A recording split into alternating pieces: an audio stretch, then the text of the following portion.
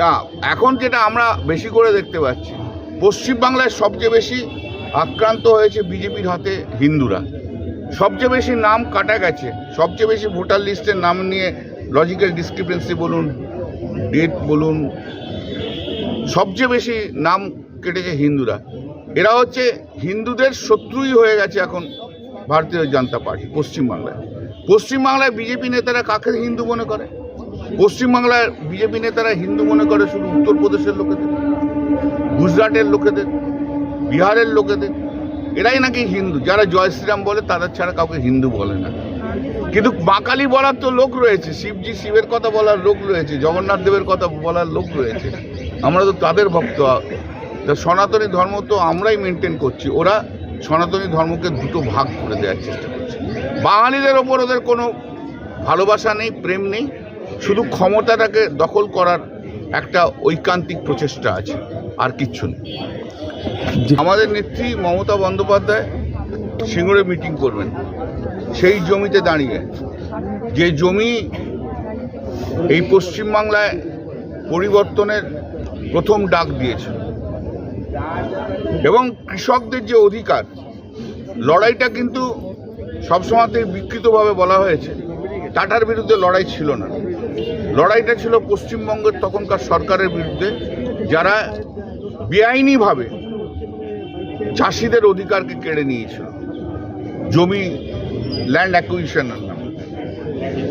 এবং বাংলার মানুষ সেই লড়াইয়ে মমতা বন্দ্যোপাধ্যায়ের সঙ্গে ছিল। আর সিঙ্গুরের লড়াই না হলে নন্দীগ্রামের লড়াই হতো না। অর্থাৎ নন্দীগ্রামের লড়াই মমতা বন্দ্যোপাধ্যায়কে দেখে মানুষ সেদিনকে সাহস পেয়েছিল, এবং নন্দীগ্রামের লড়াইয়ের নেতৃত্ব দিয়েছিলেন আমাদের মমতা বন্দ্যোপাধ্যায়। অর্থাৎ এই দুই লড়াই কৃষকদের জন্য যে লড়াই, সে লড়াই সবচেয়ে বড় লড়াই ছিল। এবং বাংলা ক্ষমতার যে পরিবর্তন, সেই পরিবর্তনটা মানুষ মমতা বন্দ্যোপাধ্যায়ের উপর আস্থা রেখেছিল। সেই ঐতিহাসিক মাটিতে দাঁড়িয়ে মমতা বন্দ্যোপাধ্যায় আগামীকাল 28 তারিখে মিটিং করবে। না না, মারপিট তো বিজেপি করছে, তাই হচ্ছে, ছেড়ে দেবে না। এই যে কালকে একটা ঘটনা দেখা গেল, এ তো সাংবাদিকদের লজ্জা ভাই। সংবাদকে আর সংবাদপত্রের লোকেদের তো আর কেউ বিশ্বাস করবে না।